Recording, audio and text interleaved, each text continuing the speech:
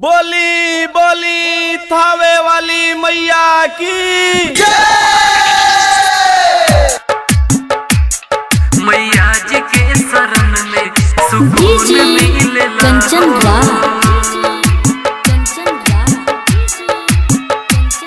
सुकून मिलेला हो। नीम चौक चौसीमा वैशाली। सुकून मिलेला हो। म्यूजिक बाय मुन्ना शर्मा। मैया जी के शरण में सुकून मिलेला हो। मिलेला हो। सुकून मिलेला हो। मैया जी के शरण में सुकून मिलेला हो। मैया जी के शरण में सुकून मिलेला हो। जब भी कर पूजा दिल से हो, जब भी कर पूजा दिल से मीठा फल मिलेला हो। मैया जी के शरण में सुकून मिलेला हो। मिलेला हो। मैया जी के शरण में सुकून मिलेला हो। मैया जी के शरण में सुकून मिलेला हो। जब भी कर पूजा दिल से हो, जब भी कर पूजा दिल से मीठा फल मिलेला हो। मैया जी के शरण में सुकून मिलेला हो। मिलेला हो। Presented by Sharma Music.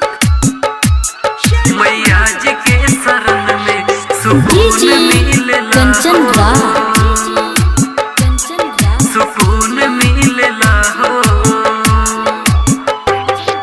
नीम चौक चौसीमा वैशाली। मैया जी के शरण में, मैया जी के शरण में सुकून मिलेला हो। सुकून मिलेला हो। रहसु भगत जे रहल माई के सिरवा झुकैले।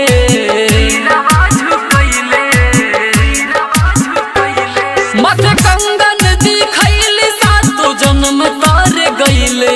रहसु भगत जे रहल माई के सिरवा झुकैले।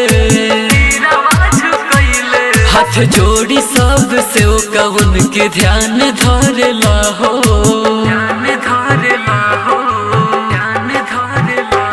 हाथ जोड़ी सब से ओ कवन के ध्यान धरेला हो। मैया जी के शरण में हो, मैया जी के शरण में मीठा फल मिलेला हो। मैया जी के शरण में सुकून मिलेला हो। मिलेला हो। सुकून मिलेला हो। डीजे कंचन मैया जी के शरण में, मैया जी के शरण में सुकून मिलेला। नीम चौक चौसीमा वैशाली। सुकून मिलेला हो। सुकून मिलेला हो। मैया जी के शरण में मनिया मनीब कहे हई मैया शेरा वाली। मैया शेरा वाली। मैया शेरा वाली। जब भी जाला इनके दर पे भर देली झोली खाली। मनिया मनीब कहे हई मैया शेरा वाली। मैया शेरा वाली। शशि भूषण माई के कलसा घर ही में धारेला हो। में धारेला हो। शशि भूषण माई के कलसा घर ही में धारेला हो।